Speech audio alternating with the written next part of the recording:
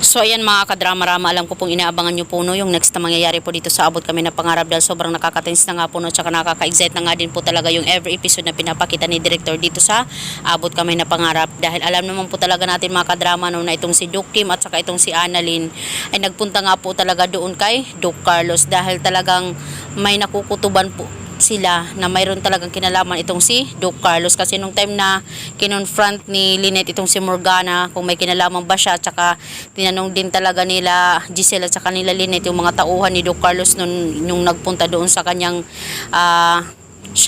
kanyang bridal shower ay hindi daw nila kilala itong si Morgana, kaya talagang napaisip sila na walang ibang gagawa nung kundi si Doc Carlos, pero alam nila na nagbabaliw-baliwan nga po ito, pero may kutob talaga sila kasi kukunin si Lynette sino ba naman yung obsessed kay Lynette, diba? Walang iba kundi itong si Carlos, kaya nagpunta itong sila Doc Kim doon sa facilities ng mental. Kaya talagang may nakita po talaga silang kakaiba, lalong-lalo na itong si Doc Kim dahil isa po siyang psychologist or psychological, nababasa niyo po yung behavior ng isang tao.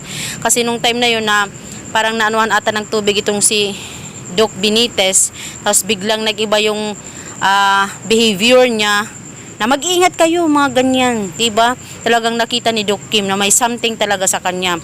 Kaya dahil nga po dito, diba, naalala din natin kanina na kinausap din talaga ni Doc Kim itong si Doc Ray kasi hindi niya nga po talaga alam kung ano yung background ni Doc Carlos. Kaya malaki talaga yung kanyang nararamdaman at nakikita na nagpapanggap lang talaga ito na baliw itong si Doc Carlos. Kaya itong si Doc Kim ay sinabi nga po niya talaga dito kay Annalyn na, Doc, Annalyn, may dapat kang malaman about kay Carlos. Nagpapanggap na siya na baliw dahil nakita ko yun sa kanyang pagbabago ng kanyang karakter. Diba? Kaya delikado siyang tao. Mag-ingat kayo sa kanya. Delikado talaga at hindi nagkakamali itong si Doc Kim. Dahil ngayon nga po ay pinaplano nga po ito silang dalawa ni Zoe na kunin nga po talaga itong si RJ. Kaya napakasakit man talaga para kay Zoe na kunin itong si RJ, pero kailangan niyang gawin para hindi malaman daw ni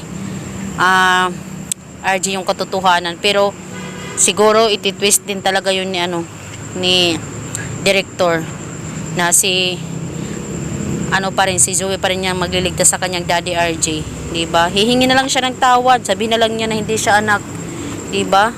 Siguro maintindihan pa siya, diba? Kaya itong si Annalyn talagang grabe yung kanyang pagkabali sa nang marinig niya dito kay Doc Kim na nagpapanggap lang talaga itong baliw itong si Doc Carlos.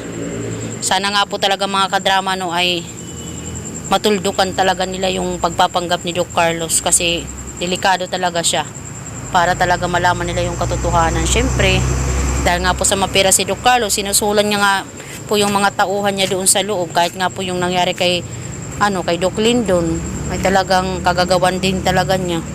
So yun lang po mga kadrama. Don't forget to please like, share, and subscribe my channel. Maraming salamat hanggang sa palagi niyong panunood. Huwag niyo pong kalimutan na i-like, share, at subscribe yung aking channel para sa susunod na videos. Ma-update ko po kayo mga kadrama. Bye! Abangan!